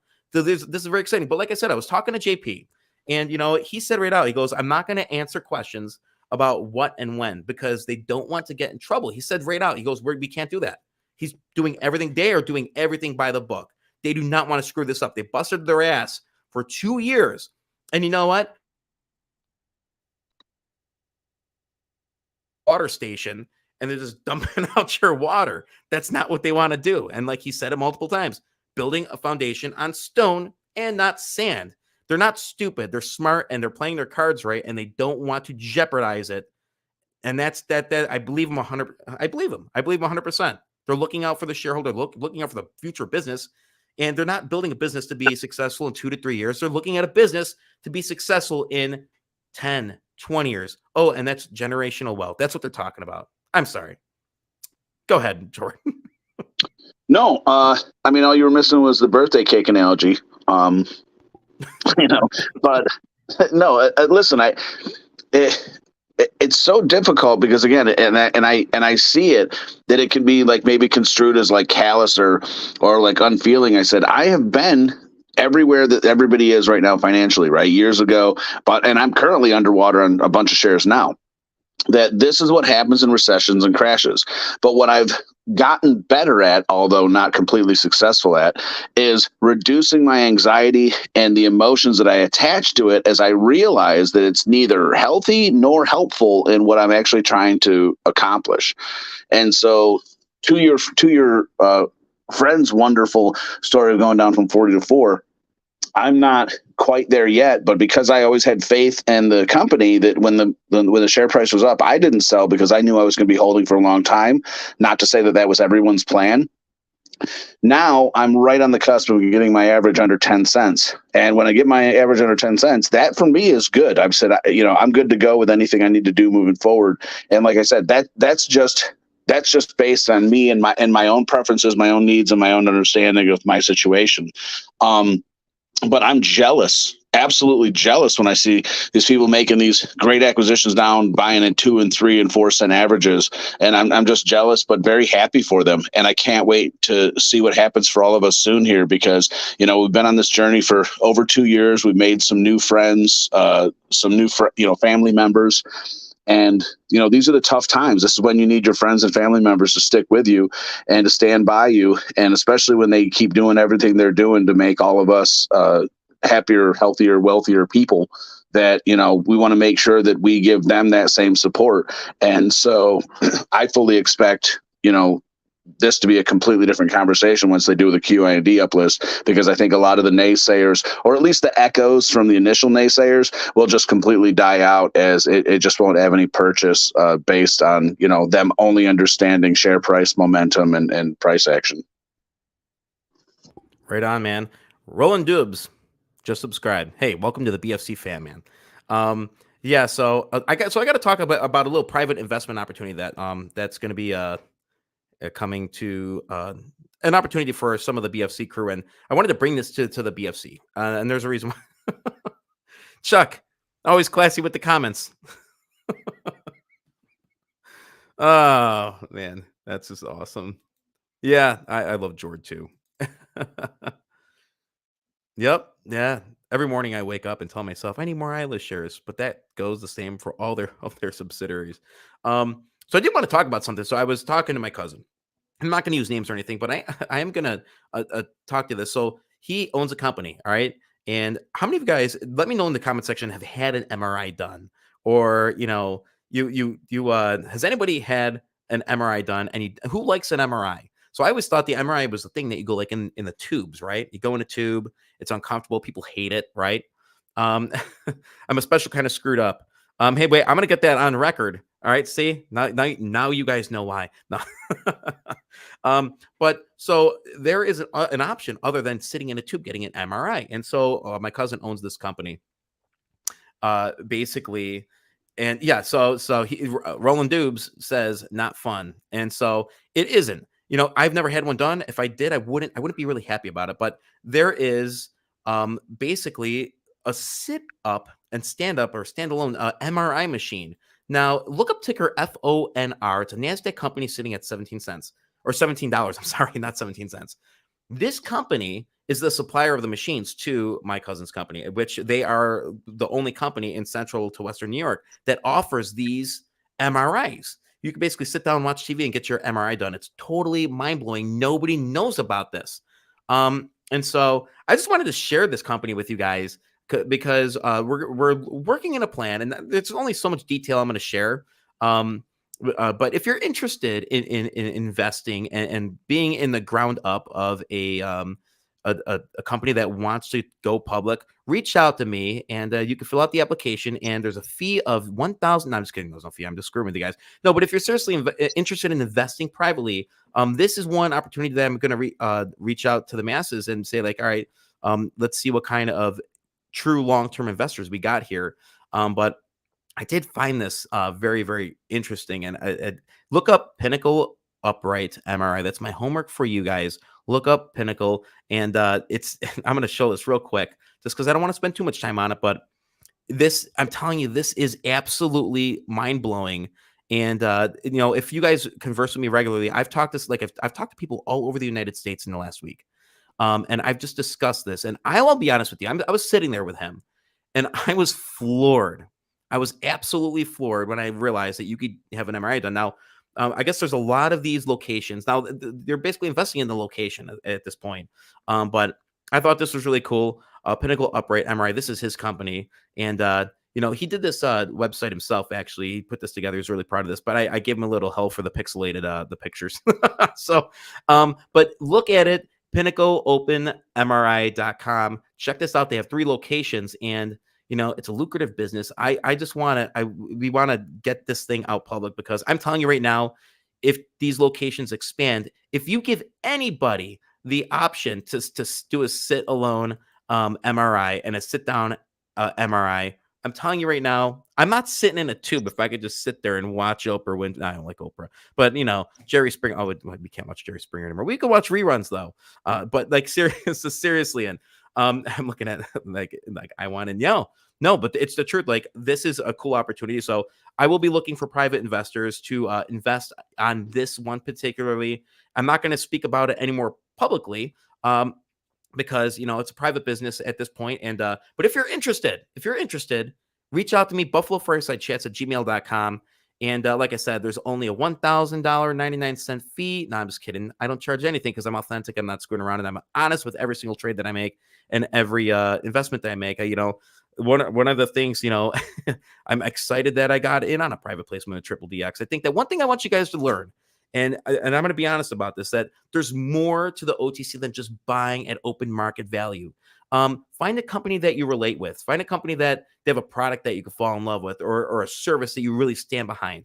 One thing that I'm realizing is doing all this due diligence. I'm finding great people. I'm finding companies that can be revolutionary, that could change the world, that could change an industry. If you look at IFIS with the cattle feed, if you look at GRPS with what they're trying to do with shrimp, if you look at, oh my God, how did I forget about it? Microalgae, RMRK. Like, these are pretty damn cool things. And I have great conversations with these people. So look for what, suits you and try to get in early. Yes. Are these placements more money? They absolutely are. But to me, they're more secure. And it gives you access to management. It gives you access to the plans. It gives you access to firsthand due diligence. So now Jordan and I, and a couple others, Lisa Matthews, a couple of us, we've been on this sort of adventure over the last 2 to 3 months, and it's been one hell of a ride. Jordan, what are your thoughts, man? I know we have a couple more tickers to cover, but your overall sentiment, just going forward. No, that one's easy. So, it's a twofold approach, but both folds actually will help you a lot. And the first one is every single person who's ever invested since the history of time has gone and asked somebody else's advice or looked to see what somebody else thought. So the first step is you have to form a group of trusted people that you can go to. I don't care if that's a board. I don't care if that's a weekly meeting that you have online or through email with your friends. I don't care if that's just people you meet through Reddit boards or other stock boards, and you just like the cut of their jib or the way that they do their analyses. That's the first step. You have to have people that you can bounce ideas off and see what's going on. The second part of that is only investing in the companies that you think that have that good management. And so between the two of those, you can actually get that feedback loop where when you have the good investors and then you find a company with good management, don't be afraid to think outside of the box, which is literally what we just told you we had done, Iraq, Lisa, and myself. By using the purchasing power of a group and all of us being, very small fries, that we don't individually buy enough stock to even feel like we can approach a company. But then when you just form, Voltron, as it were, financial Voltron, and you have 4 or 5 of us, now when we go to these companies and say, hey, we would like to invest, let's say, $10,000 where we could only invest $2,500 a piece. And now we actually have the ability to say, hey, would you offer us a deal or would you offer us this and that? And so I think the key here is to think outside of the box. The people that act like everybody else does in the stock market tend to lose the majority of the money, right? You have to be going against the grain in both directions to make money in the stock market, selling when everybody's buying and buying when everybody's selling. And so now because we're in the buying selling portion of it, it's not that easy. We've had a good friend today that had to sell some shares just because of some financial difficulties, right? And you don't wish that on anybody, but that is the game that we play. And he knows, and we know that the price is going to be worth more in the future than it is right now. But because of, just having a shortfall of funds, now all of a sudden, boom, you have to have a fire sale or sell things, and that's just not what you want. So I think the key there is focusing on the people. If you need a group of people that you can trust, but then also the group of people that are running the company. And if you get those two things right, I think most of the rest of it will work itself out. Right there, and I agree with what you just said. Investing in people, that's one thing that I've really come to realize, especially, and I think it came to fruition in January when I got to sit down with management, when I got to sit down with fellow investors. And it's about quality of conversation. Now, I'm not, the most fluent when it comes to speaking or explaining things, but, I could say in a generic way that I could sense when I sit down with somebody one-on-one, even doing a video call, whether that or not that person's heart is really in the business, whether or not they get passionate about things. Now, we could talk about IGPK all we want and how the share price sucks and, where it's at, and, a little bit of the drama that happened. And yeah, they added some shares, but there's no doubt in my mind that when I sit down with Gene Kaizo, the CEO, great guy, he was so eager to send me a shirt. He was passionate about what he was doing. And so I have no problem investing in people. That makes me feel better. Knowing as an investor, knowing that I'm investing in people and their ideas, and I'm rooting for everybody I've had on the show. It's great. You talk, Steve Reinhardt comes on, you could see he's passionate about what he does. You're not going to be successful if you're not passionate about what you do. It's just a fact. You've got to surround yourself with like-minded people, surround yourself with positivity. Be positive. That's important. You can't go through life being like, well, we can't do this. Oh my God, this is that. Well, we can't do that because of this. Oh my God, it's awful. If you go through life like that, you're not going to be successful. I forgot who it was. It was a friend of ours that basically said, I don't want to hear why we can't do it. I want to hear what we could do to get it done. And there are always roads. Life isn't, it's not a fork in the road. It's like 2,000 forks in the road. There's so many different paths. I want to get to a couple of other of these stocks.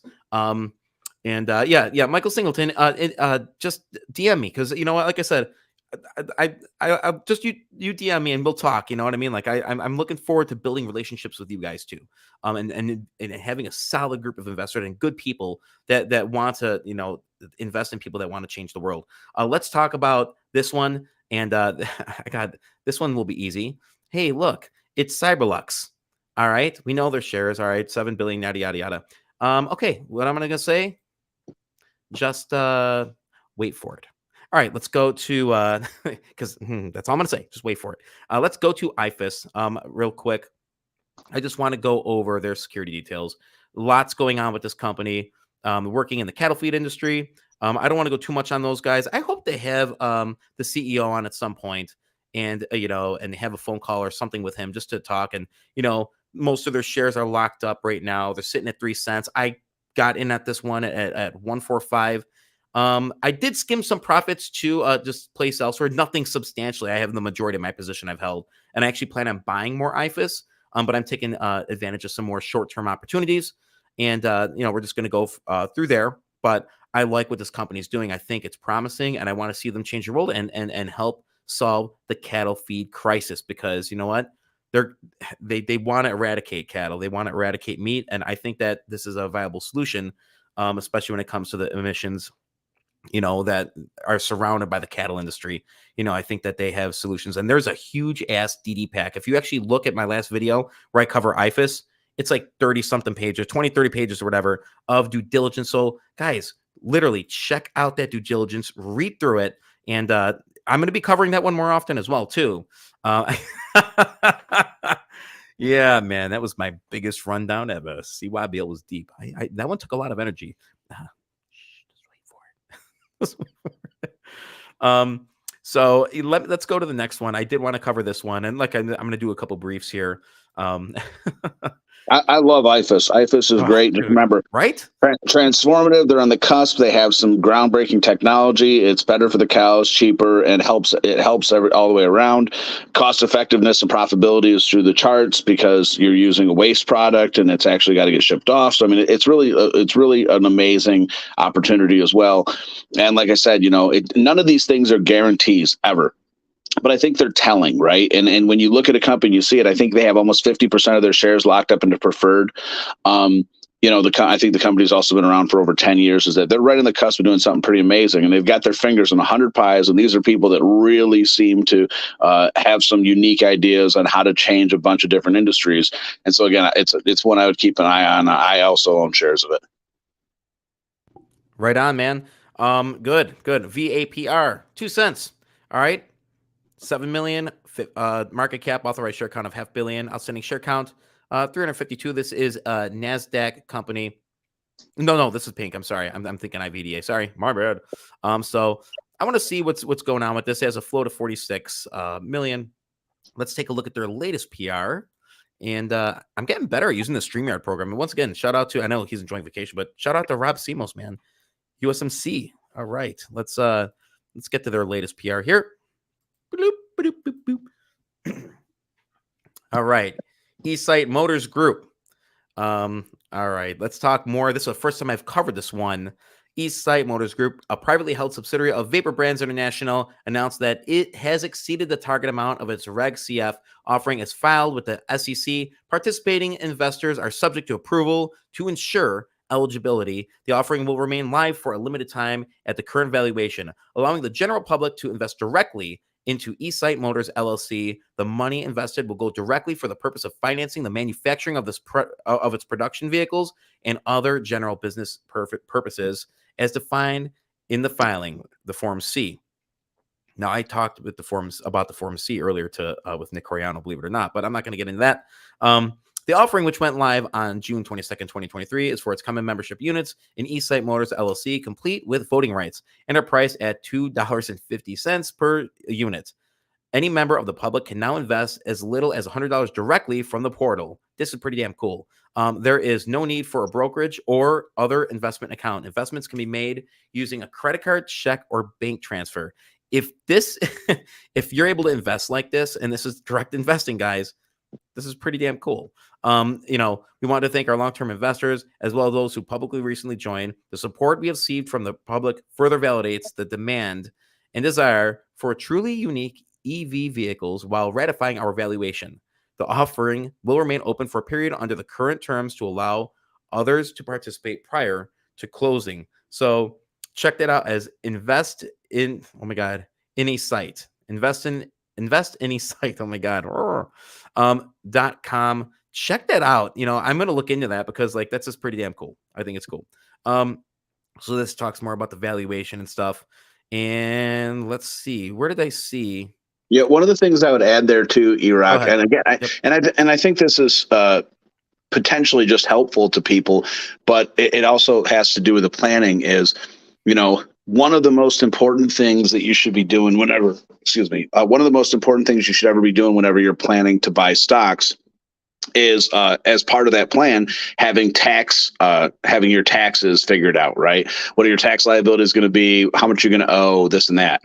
And so, at least from my perspective, if I was going to buy millions of shares of the OTC and potentially make $1 million, the last thing I want is short-term capital gains, right? I don't want to give 50% plus of that back to the government. So part of the plan should be, how are you going to hold this stock for 1 year and 1 day? And I would argue that private placement and having things before or when they're very early on in their nascent period, that it makes it a lot easier to hold for the required long-term capital gains when the company is young and growing, which is one of the things that I like to do that other people are very frustrated about. They want the money right now, but I actually like that it takes longer, because then it increases the likelihood that you'll be able to keep the lion's shares of the profit.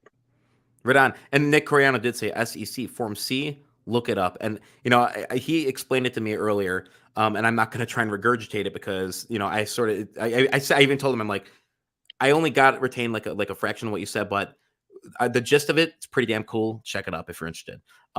So let's just look at one of the things I found cool here. Thanks, Nick. Esight was also the first company to get any vehicle approved by the National Highway Traffic Safety Administration, of which has 3 distinctly different vehicles approved. This allows Esight to produce its own VINs for production of new vehicles. In addition, Esight was the first to receive a World Manufacturers Identifier, registering it as a manufacturer for the sale of vehicles worldwide, in anticipation that Esight's prototype vehicle will become certified as a zero emissions compliant vehicle by CARB, making it legal for sales in all 50 states. Esight is moving forward with its plan to begin manufacturing of its production vehicles. It is expected that all certifications will be completed in time for Esight's launch of its production vehicles in the 4th quarter of 2023. And obviously, they said they're getting a lot of support with that funding. Who set it up here? Barry the Great, you know, says VAPR is a sleeping giant. And you know what? I'm looking forward to covering this one more often. And, you know, I like what I see. When I see a PR like that, I like it. You know, I believe he reached out to management, and I'm hoping to have them on. You know, I'm going to reach out separately, but you guys know I don't just like say come one, come all. But, you know, like I really want to I vet things too. And this is one I'm just slowly starting to dig into. Like, this is pretty exciting, especially with that certification. So let's get to our last stock of the day. Last stock of the day. Here it comes. Nick Coriano, you make me laugh. I'm just reading the other comment. This one I'm very excited about. IVDA, $1, and market cap is 16 million. NASDAQ company here, and I'm pretty excited. Yeah, like I shouldn't be looking it up at the OTC. I still got to laugh a little bit at that. I'm going to show you their most recent PR. But looking into David Lee, the CEO, follow these guys, follow IVDA on Twitter. They're constantly posting. David Lee is an enthusiastic guy. I cannot wait to sit down with him and just have him on the show, pick his brain, and just have him share his knowledge with us and share his passion and enthusiasm with us. It's going to be freaking cool. Let's look at their latest PR. Hey, E-Rock, yeah, make sure everybody knows too, they should be following Roger Jankson, Harold Blackwell, and Nicholas Coriano on Twitter too, so that they can keep up with 3DX and all that. Dude, I always said, Coriano, you have motivational thumbs. But no, guys, they communicate. Roger Jansen, seriously, Coriano, Harold Blackwell, they are active on Twitter. They're accessible. If you're really interested in the stocks, if you're interested in learning more about the products and that, reach out to Nick. The guy will sit down and have a conversation with you. You know what I mean? And explain things that are going on. Now, Nick, I'm sorry, I don't want you to have a flood of phone calls. But though, you know what? The truth is, this guy's a hustler, and he would take the time to speak with every one of you. And that's why he's been great coming on the show. I think he is the most, he's the guest I've had on the most, I think, on the BFC, other than you. I mean, in management. Damn. Let's talk IVDA. IVITA, Movement Interactive, powered by IVITA, awarded subcontract for the Veterans Affairs Remote Patient Monitoring Contract. This is huge, under the radar, and these guys I think they're going to smash this thing out of the park. The global solution for cloud-based AI today announced that Movement Interactive, powered by IVITA, has been named as a subcontractor in an 8-year Veterans Affairs contract worth $1.032 billion. Through this subcontract, IVITA and Movement Interactive will effectively support 72,000 veterans aging in place across the United States with AI and IoT enabled telehealth and fall detection technology through HIPAA compliant IVITA Care and IVITA AI, which we're going to talk about that this Friday, but I'm going to release this. I think I'm releasing this next Wednesday to support the ongoing care, health, and safety of patients. With over 97.3 million veterans in the United States, more than 44% of this population is 65 or older. Further, according to the Military Times, the number of veterans ages 75 plus using veteran healthcare is expected to reach 3 million within the next decade. As the aging veteran population continues to increase, so will the level of care needed to accommodate those who have served the nation. Access to IVITA's suite of AI capabilities will provide VA healthcare personnel with crucial situational awareness and accurate by-the-second information while simultaneously collecting data from patients to improve ongoing care. Let's take a look at this quote from CEO and founder David Lee. Our partnership with Movement Interactive continues to reach new heights through this VA subcontract. IVITA believes that our veterans deserve access to quality, tech-enabled care. Our proven track record of providing AI technology to patients and caregivers alike ensures the utmost confidence that ongoing care will be administered and improved upon in real time. It's fantastic to see the U.S. government investing in updated technology infrastructure, all in the interest of bettering our veterans and senior care. And so one thing I want to talk about this company, and I want you guys to look at their most recent PRs. There's a ton of them. This isn't just the only thing they got going on. They have a 20-year contract for something, which is that's a steady income. They just look up IVDA. I implore you, look up IVDA. It is it's an exciting company. And Rob Simos, producer Rob, turned me on to this, and I'm like, all right, cool, I'll look into it. And then I started digging, and he started sending me some stuff. There's a huge DD pack. I did not put that one in the description, but I will when I release that interview. Oh yeah, by the way, okay, that's a different drone thing. But they did have a drone approval for a certain contract that they got. I'm not going to give you the details on it yet because I don't want to ruin it and bash it or butcher it. But IVDA has huge things going on. I can't wait to pick David Lee's brain, and I can't wait for him to share his passion on that. Jord, thoughts, man? This was the ultimate BFC Live Wednesday night marathon. Holy moly, holy crap. Yeah, it was good. I broke out a Thirsty Dog Siberian Night Imperial Stout. Yep, it's actually been aging in my basement for 5 years. And the reason I'm telling you that is to tell you this. What you want to do is just figure out what your natural inclinations are and then just lean into them. I am never home. I work on the road. I'm sometimes gone as many as 10 to 11 months of the year.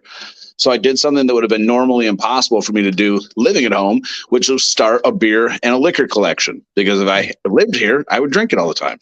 But when I'm never home, I go and buy things. And when I'm at home, I'll buy some beers and I'll age them and I'll let them sit for 4 or 5 years, which is, kind of my point. I would never let it sit for 4 to 5 years if I was home all the time.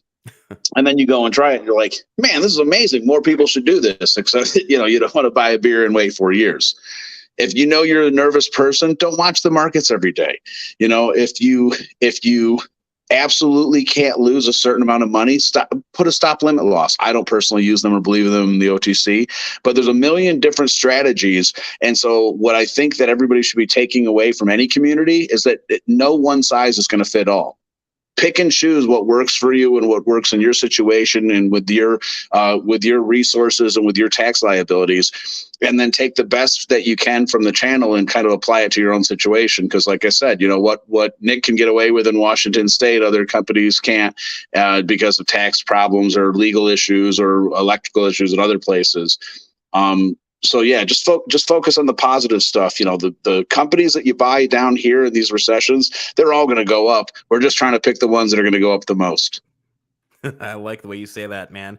Jordan, I'm going to give you a special thank you, bro, for joining me in this episode of BFC Live Wednesday night Hump Day episode. Thanks, dude, and I really appreciate your friendship and I appreciate your that's a special. expertise. You're welcome. All right, brother. Thank you for joining me. Nope, I always appreciate you having me on. You know, thanks to obviously the 3DX team. You know, it's always amazing to hear from them. So it was really great they took time out of their schedules to show up. Obviously, all the other companies, CEOs, and people that, you know, are part of your family. And the thing I think that's most important to everybody is just remember, this will not last. You know, just like we couldn't live, you know, having 20% gainers every day, as we can't keep having these 2 to 3%, you know, losers every day either. And for a lot of these stocks, they're at or near 52-week lows. So while there might be a little bit more short-term pain, you know, in the near future, mathematically, unless the whole society collapses, it says that we're going to get some relief here soon and a whole bunch of money. So just stay the course, keep buying stuff. And like I said, you know, I hope you're all doing well. Right on, man. And thank you. And hey, I'll call you in a couple minutes. How about that? Sounds good. You have a great night, brother. Holy crap. Was that as good for you as it was for me, guys? Seriously. Like, share, subscribe. I want to thank every single person for tuning in to our Wednesday lives. This is absolutely awesome. Let's grow the BFC. Let's continue to our quest to find real companies with a vision, process, and a plan to execute the process. Let's keep finding management teams that choose to communicate with shareholders. All right. And let's keep just an open door to the ambitious and enthusiastic individuals that want to share their ideas with the world. I couldn't be happier with tonight's show. I appreciate every single one of you guys. You have an awesome night.